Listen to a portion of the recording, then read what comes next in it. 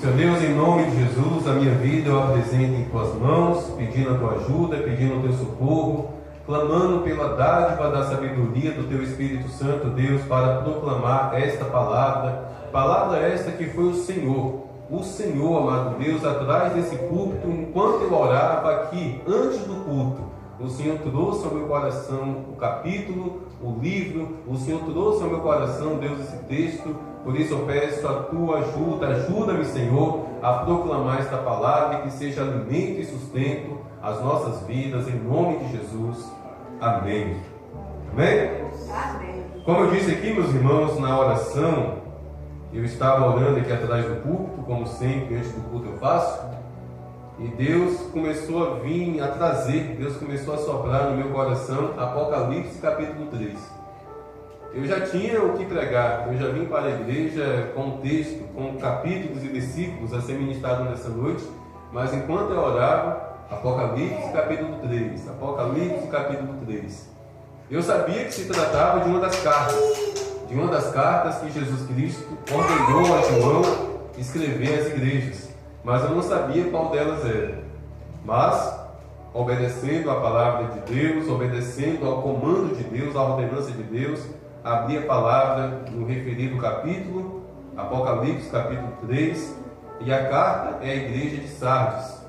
O apóstolo João escreveu essa carta, ditada por Jesus, e essa carta foi endereçada ao pastor daquela igreja, ao qual Jesus Cristo chama de anjo, ao anjo da igreja, que é o pastor da igreja. E assim está escrito, Apocalipse capítulo 3, no versículo 1 em diante. Ao anjo, ao pastor da igreja que está na cidade de Sardes, escrevo: estas coisas diz aquele que tem os 7 Espíritos de Deus e as 7 estrelas. Conheço as obras que você realiza, que você tem fama de estar vivo, mas está morto. Até aqui por enquanto. Meus irmãos, Jesus disse isso para quem? Para um pastor. Imagine um pastor ouvir ou ler, que na verdade ele leu. Jesus ordenou que a carta fosse escrita. Essa carta chegou ao pastor daquela igreja, que estava naquela cidade chamada Sardes. E quando a pessoa que entregou aquela carta na mão dele disse: olha, essa carta aqui é do nosso irmão João, o apóstolo João escreveu essa carta e ele me ordenou que entregasse a você. E mais, João disse que essa carta contém palavras de Jesus. Pastor, essa carta é Jesus escrevendo para você. Eu imagino que aquele pastor deve ter ficado feliz da vida. Que maravilha! Jesus Cristo está escrevendo para mim. Jesus Cristo escreveu uma carta para mim. Talvez um ou dois aqui não seja desse tempo, mas eu sou do tempo de cartas. Eu sou do tempo que não tinha celular, que não existia e-mail, WhatsApp. E eu sempre tive muitos parentes no Rio de Janeiro e São Paulo. Inclusive a minha irmã, a minha falecida irmã, morou pouco mais de um ano no Rio de Janeiro. E meus irmãos, pensem a expectativa quando eu, ou a minha irmã, ou a minha mãe colocava a cabeça do lado de fora assim na rua e via um carteiro com aquele saco de todo tamanho, cheio de carta, entregando de porta em porta, porque a gente sabia que no mínimo uma carta seria entregue lá em casa e dito certo. E na maioria das vezes não era somente uma carta, eram várias, tias, primos e a minha irmã. Ah, meus irmãos, era uma alegria. Eu lembro que meu pai não sabia ler, minha mãe não sabia ler, então geralmente uma das minhas irmãs começava a ler aquela carta e todo mundo ali na sala ao redor escutando as notícias, escutando ali o que estava escrito naquela carta. Oh, que tempo maravilhoso! A tecnologia ajuda, sabe, mas dá saudade desse tempo, onde a gente ficava 30, 40 dias sem notícia de um parente, e quando chegava uma carta, oh maravilha! Hoje, questão de segundos, a gente sabe como é que a pessoa está, chega até a enjoar, chega até a tirar a paciência, sabe? Mas era uma alegria quando a carta chegava. Bastava o carteiro aparecer na rua, era uma alegria, uma expectativa muito grande, sabe? Maravilha. Aí dias depois, ou no dia seguinte, o meu pai ou a minha mãe pedia para uma das minhas irmãs escrever uma carta também, devolvendo aquela carta. O engraçado é que era muito bonito, viu? Tinha que detalhar, ó, tá todo mundo bem, fulano tá bem, fulana tá bem, tá todo mundo saudável. A carta tinha que ser bem detalhada, por quê? Porque tinha que descrever como estava a situação. Então era maravilha. Receber uma carta era algo maravilhoso. E eu tenho certeza que esse pastor aqui sentiu essa alegria.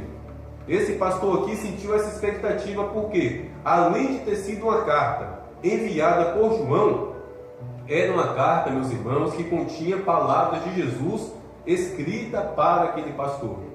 Então aquele pastor abriu aquele envelope, na verdade era um rolo. Na verdade aquela carta estava em um rolo, estava lacrada com selo. Então ele quebrou aquele selo, desenrolou aquela carta, e quando ele abriu aquela carta, ele se deparou com o quê? Pastor, você tem fama que está vivo, mas na verdade você está morto. Sabe o que Jesus está dizendo para esse pastor, meus irmãos? Você é um falso pastor. Você é um péssimo pastor. Você se veste de pastor. Você tem conhecimento da palavra. Você pastoreia uma igreja. Todo mundo nessa cidade te chama de pastor. Todo mundo te conhece como pastor. Você é todo orgulhoso, todo vaidoso, porque é pastor, porque tem um certificado de pastor, porque pastoreia uma igreja. Você acha que está vivo, mas os meus olhos enxergam tudo. Você é morto. Misericórdia. Misericórdia, meus irmãos. Eu tenho certeza que esse homem derramou lágrimas. Eu tenho certeza que o coração desse homem pesou e foi bater nos pés.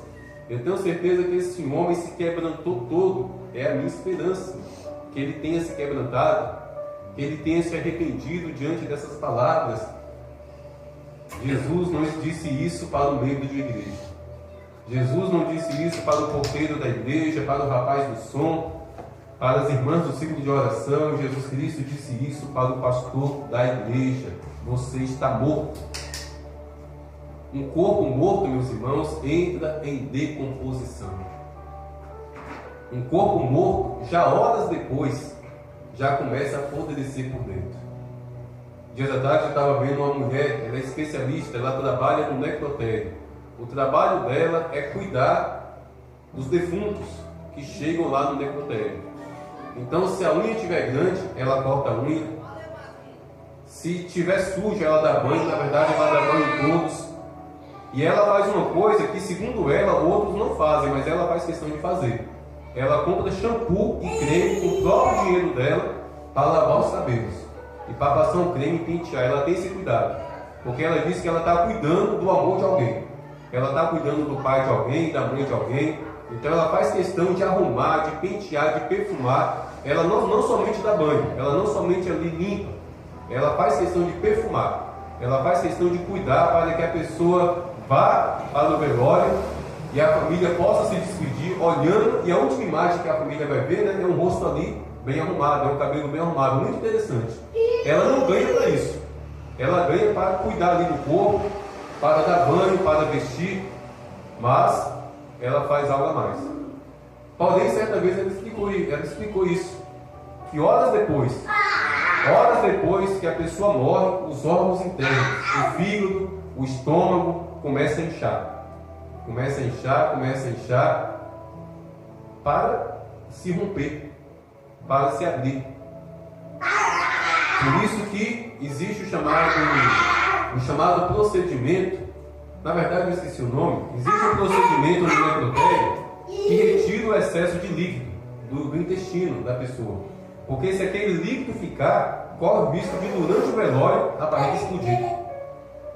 Então, enquanto a família está se preparando, arrumando espaço ali para o velório, o corpo está lá no necrotério, ou no espaço lá da funerária, e esse líquido é removido. Esse líquido é removido ali das vísceras, do intestino da pessoa, para que não ocorra isso, porque há o risco de explodir, misericórdia. E ela disse que horas depois o corpo já começa a entrar em decomposição, internamente. Horas depois, segundo ela, é comum o cabelo já começar a cair, principalmente de mulheres. Horas depois o cabelo já começa a cair. É muito rápido. Então, para esse pastor, que Jesus Cristo disse, você está morto, Jesus literalmente disse isso. Você parece que está vivo por fora, mas por dentro você está podre. O seu coração está podre. O seu coração está se decompondo. O seu coração está totalmente degradado. Você está podre, mas tem aparência de que está vivo.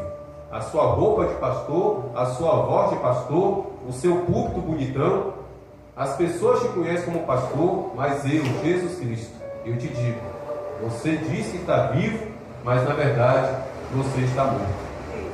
Jesus está falando, meus irmãos, que aquele homem estava na prática do pecado. Jesus estava falando para aquele pastor que ele estava no erro. Eu não sei se ele estava adulterando. Eu não sei se ele estava roubando. Eu não sei qual era o erro daquele pastor, mas ele estava na prática do pecado. E Jesus Cristo zela, meus irmãos, pela igreja. Jesus Cristo zela pela obra dele. Então essa carta para esse pastor foi para levá-lo ao arrependimento. Foi para conduzi-lo ao arrependimento, porque Jesus é misericordioso. Jesus é compassivo. Jesus é piedoso.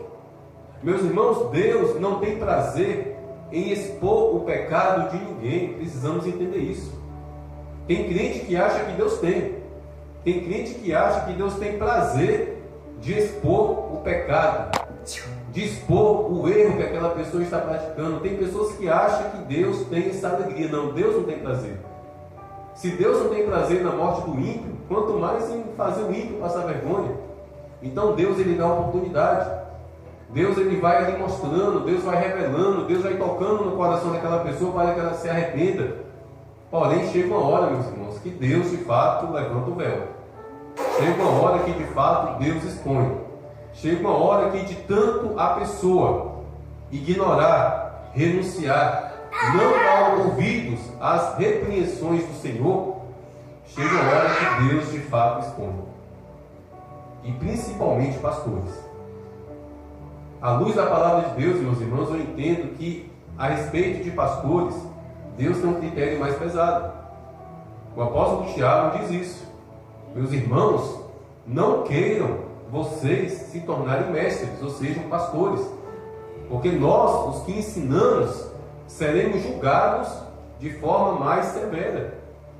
Deus não faz acepção de pessoas para salvar, mas no julgamento, meus irmãos, os pastores, aqueles que estão atrás do púlpito, serão julgados de forma mais minuciosa. Por quê? Porque nós estamos atrás de um púlpito com a responsabilidade de pregar a palavra de Deus.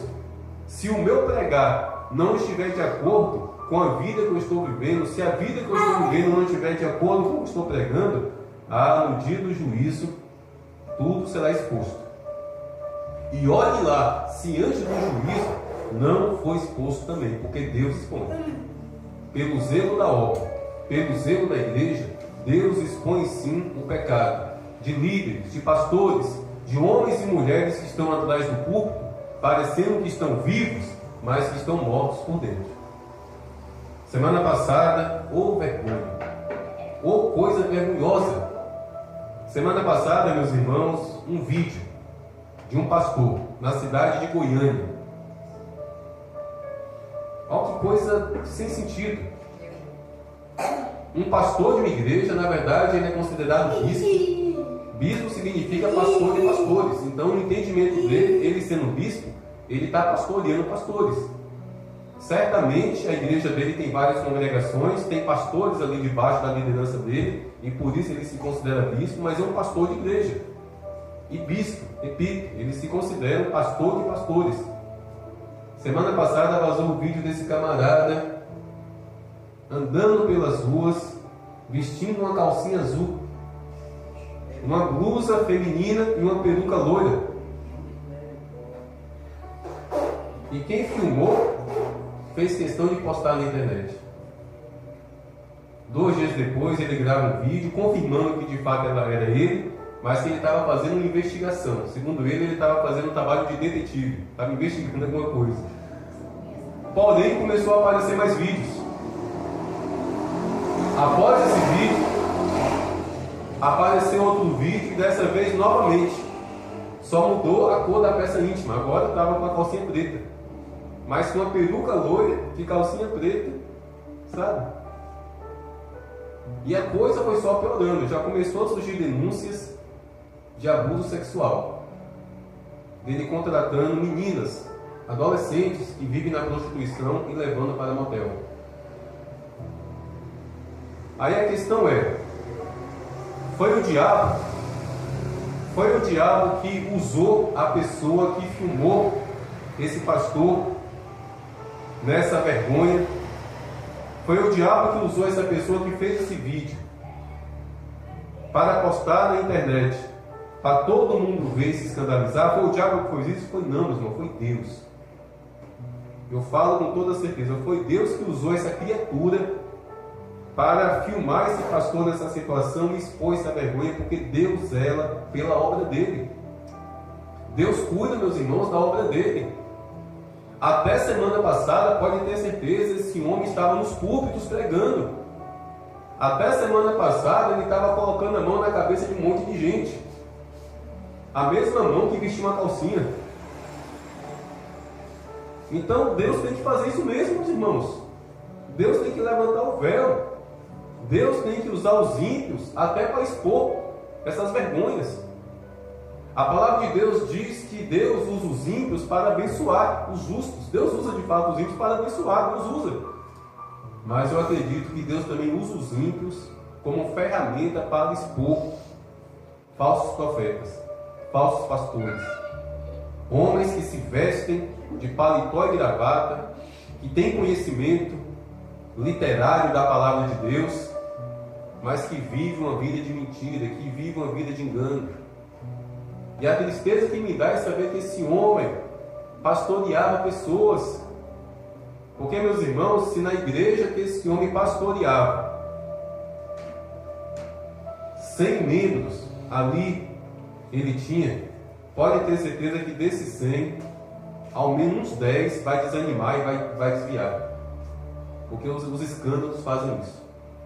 Infelizmente, os escândalos fazem com que os pequeninos se desviem. Que Deus tenha misericórdia dessas ovelhas, que Deus toque no coração dessas pessoas para entender que foi o homem que caiu e não Jesus. Foi o homem que pecou e não Jesus. Mas eu tenho certeza que este homem, que esse pastor, que esse bispo, eu tenho certeza que este homem recebeu alertas de Deus.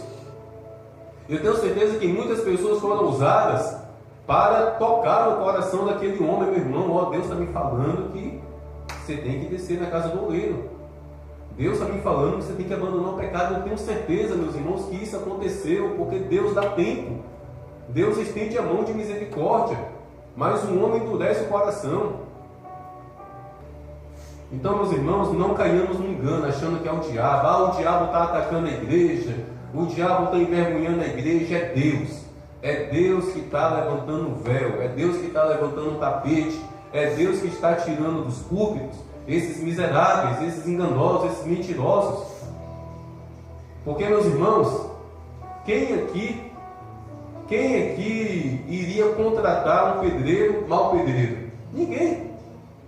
Eu jamais iria contratar um pedreiro para a obra de construir a minha casa e no primeiro dia eu percebendo que o cara é a minha mulher, né? É o ditado que dá para um pedreiro ruim. Eu percebendo que o camarada é um pedreiro ruim, ó, no dia seguinte não volta não, tá bom? A mesma coisa Deus faz com a obra dele. Nós, pastores, nós somos pedreiros, nós somos obreiros de Deus. Se nós formos maus, se nós vacilarmos, se nós cairmos no pecado, Deus vai nos tirar. Só que tem muitos que estão na prática do pecado, tem muitos que estão mortos, com a aparência de que estão vivos, que se apegam a isso aqui, ó. Não vou soltar não. O púlpito é meu, a igreja é minha, eu não vou soltar. E Deus toca no coração, Deus usa vasos, Deus se revela a essa pessoa em sonhos e em visões, pedindo para ele se arrepender, pedindo não que Deus não pede, Deus ordena, ordenando que ele se arrependa. E ele está lá todo orgulhoso. Ah, mas se eu me arrepender, eu vou ter que confessar o meu pecado. Se eu confessar o meu pecado, porque é assim que funciona. Pecado tem que ser confessado, principalmente de quem está atrás do púlpito. Principalmente quem está aqui atrás. Errou, tem que confessar. Não querem fazer isso, por quê? Porque vai perder. Vai perder o status, vai perder a imagem, vai perder os aplausos, vai perder a igreja, como se a igreja fosse dele. Ah, meus irmãos, eu oro, não tem uma única vez que eu oro e depois que eu oro pela igreja, depois que eu oro por muitas pessoas, por último eu oro pela igreja, após orar pela igreja, por cada um de vocês, eu falo: Deus me ajude. Deus me ajude a ser um pastor segundo o teu coração. Deus coloque temor no meu coração. Deus coloque no meu coração temor e tremor diante dos olhos do Senhor, Deus, para que eu me afaste da mínima aparência do mal. Porque, meus irmãos, o medo que eu tenho, meus irmãos, de chegar ao ouvido de vocês: ó, o seu pastor é adúltero, seu pastor é imoral. Meus irmãos, pense o temor que tem no meu coração a respeito disso. Isso é sério, meus irmãos, porque isso pode matar a fé de muitas pessoas, isso pode desanimar a fé de muitas pessoas. Então eu tenho que me esforçar, e eu peço a Deus: Deus me ajude a me afastar da aparência do mal, me ajude a fugir de tudo aquilo que é enganoso, que é mentiroso. Me ajude, Senhor. Eu não tenho nenhum medo, meus irmãos, eu não tenho nenhum medo de perder membros. Eu sempre falo para a Jennifer, se um dia alguém sair da igreja, e vários já saíram, é porque assim Deus quis. Nenhum membro de igreja é propriedade de pastor, não, meus irmãos. Nenhum membro de igreja é propriedade da igreja, é propriedade de Cristo. Então, por um ou outro motivo quiserem sair, vai com Deus. Só não vai para a bebedeira, da prostituição. Quer congregar outra igreja? Vá com Deus. Eu não tenho esse medo, eu não tenho esse temor. Mas o meu medo, o meu temor, meus irmãos, é que essa igreja se esvazie por conta de uma má conduta da minha parte.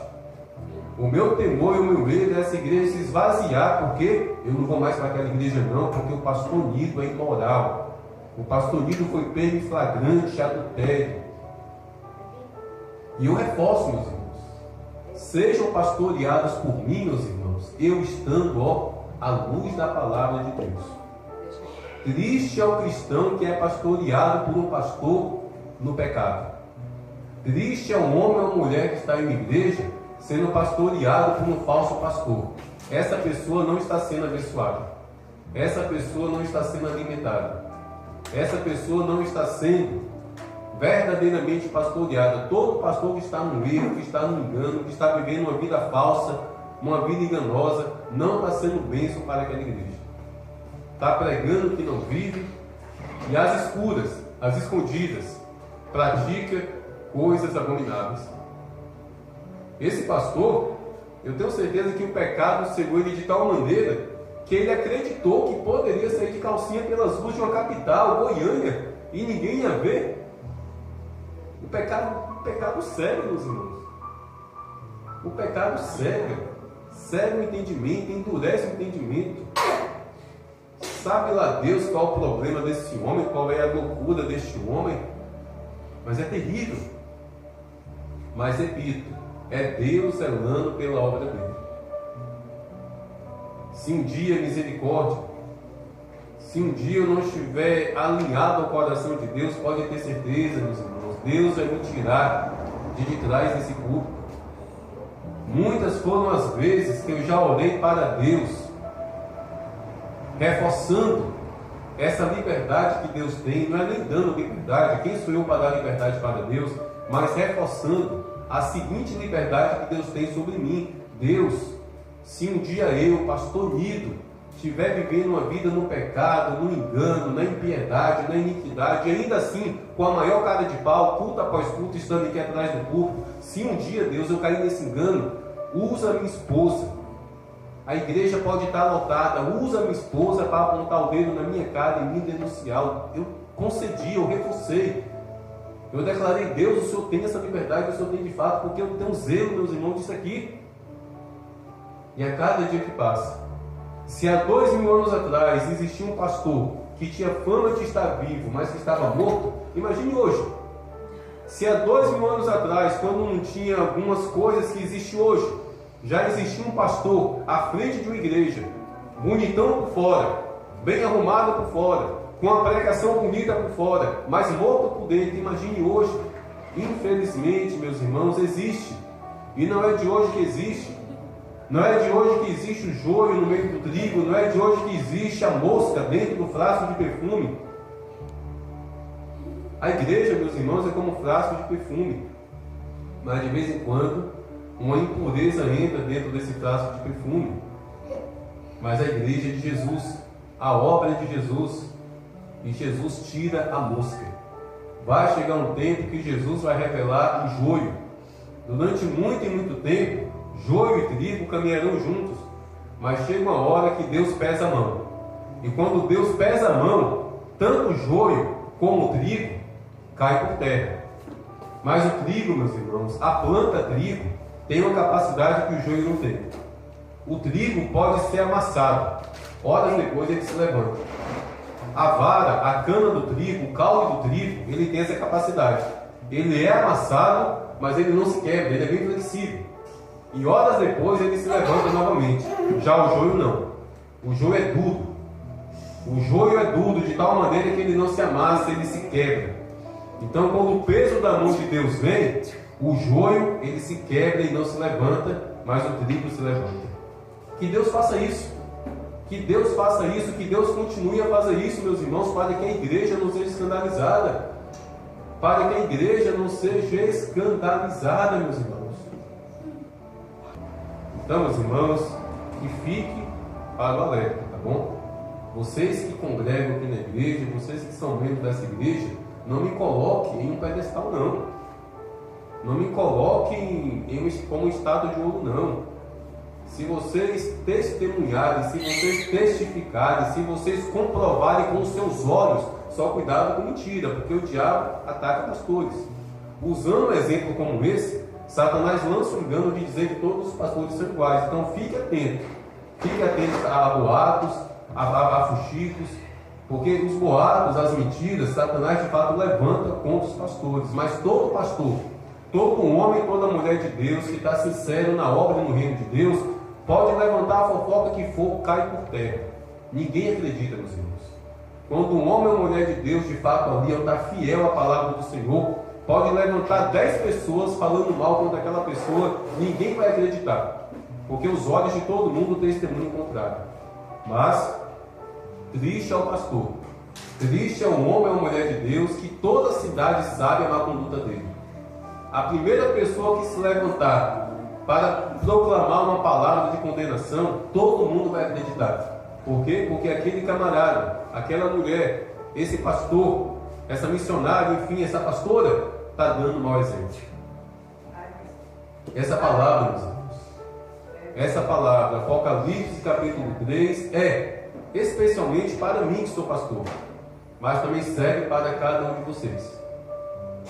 Por mais que nós que ensinamos, por mais que nós pastores seremos julgados de uma forma mais criteriosa pelo Senhor, porém, entenda, no dia do juízo todo mundo vai ser julgado. Quer pastor, quer membro de igreja, todo mundo vai ser julgado. E da mesma forma que muitos são os pastores que têm fama que está vivo, mas que está morto, muitas são as ovelhas que parecem que são ovelhas, mas são bodes. Fica dando cabeçada. Pensa os bodes atentados que tem, viu? Bode atentado, bode só sabe dar cabeçada. Muitos são as ovelhas que são bodes, e o juízo será para todos. Por mais que nós, pastores, seremos julgados com um critério mais minucioso pelo Senhor Jesus, mas todos serão julgados. Então, vamos sondar o nosso coração. Será que de fato eu estou vivo para Deus? Será que o fato de que por fora as minhas roupas de crente, será que por fora eu participando dos cultos, será que por fora eu aproveitando as oportunidades e vindo à frente cantar, pregar, será que tudo isso não é só por fora? E por dentro, será que eu não estou morto? Será que eu não estou inchando por dentro, apodrecendo por dentro? Essa carta foi escrita 2000 anos atrás para o pastor. Você tem fama que está vivo, mas você está morto. Essa carta Jesus está colocando na palma da nossa mão agora, para que a gente sonde o nosso coração e para que a gente se arrependa e volte a viver uma vida de fato na presença do Senhor, fugindo da aparência do mal, fugindo do pecado, se arrependendo. Hoje eu passei algumas horas aconselhando um rapaz que está desviado para que ele volte, e eu falei com ele, meu irmão, porque ele perguntou para mim, pastor, o que eu devo fazer então, pastor? O que eu devo fazer para voltar? Eu falei, meu irmão, é simples. Ore, se arrependa, peça perdão a Deus, faça uma aliança no Cristo, é simples. Mas porém eu acrescentei, meus irmãos, meu irmão, a respeito do perdão, toda oração que você fizer, meu irmão, peça perdão a Deus. Meus irmãos, eu posso orar 5 vezes por dia, em todas as vezes eu vou pedir perdão a Deus. Eu não peço nada a Deus sem antes pedir perdão. Posso orar 5 vezes durante o dia, nas 5 vezes, antes de pedir qualquer coisa, antes de apresentar qualquer causa diante do Senhor, eu peço perdão a Deus. Porque a palavra de Deus diz que todos pecaram e carecem da misericórdia, carecem do perdão do Senhor. Somos pecadores. O fato de eu ter pedido perdão de manhã cedo não significa que agora eu estou limpo. Pelo contrário, eu tenho que pedir perdão continuamente. Porque o nosso coração é enganoso, a nossa carne é como um leão faminto, desejando mais e mais sangue, mais e mais carne. Assim a nossa humanidade. Então, em todas as nossas orações, chegou na igreja, se colocou de joelhos na cadeira antes do culto, peça perdão a Deus, coração quebrantado, e de perdão em perdão, de arrependimento em arrependimento, acredite, nós somos vivificados. Porque o problema não é estar morto, é um problema muito sério, estar morto para Deus. Mas o problema maior é não querer ser vivificado por Deus. É não querer se arrepender, é não querer receber o perdão, e juntamente com o perdão, o renovo, a vivificação por meio do Espírito Santo. E Jesus continua dizendo o seguinte, versículo 2 em diante, do capítulo 3 de Apocalipse, daquele mesmo pastor, Jesus Cristo disse, fique vigiando e fortaleça o restante que estava para morrer. Ele não estava totalmente morto. Por mais que Jesus disse que ele estava morto por dentro, havia uma parte que ainda estava vivo. De repente ele ainda orava, de repente ele ainda meditava na palavra, de repente de vez em quando ele ainda fazia jejum. Ainda tinha algo vivo ali nele. E Jesus Cristo disse, fique vigiando e fortaleça o restante que estava para morrer, porque verifiquei que as obras que você realiza não são íntegras na presença do meu Deus. Olha só, meus irmãos, Jesus verificou, Jesus observou que as obras que aquele homem estava fazendo não eram santas, não eram íntegras, eram obras pecaminosas. Que nós venhamos sondar o nosso coração, porque Jesus Cristo sonda. Quer ver uma frase, meus irmãos, que muitas pessoas falam de boca para fora? Deus conhece o meu coração. Rapaz, nós temos que ter medo disso. Deus conhece mesmo. De vez em quando eu fico escutando um outro dizendo isso. Deus conhece o meu coração. E não é que é verdade? Não é que Deus conhece? E será que Deus está se agradando desse coração? Será que Deus está aprovando esse coração? Não adianta dizer que Deus conhece o coração, não. Não adianta. Não adianta abrir a boca para tentar se justificar dessa maneira. Quem tem que conhecer, em primeiro lugar, o nosso coração, de fato é Deus, mas em segundo lugar, meus irmãos, somos nós. Nós que temos que conhecer o nosso coração e reconhecer que é enganoso, que é mentiroso, que é enganador e que se inclina para o mal.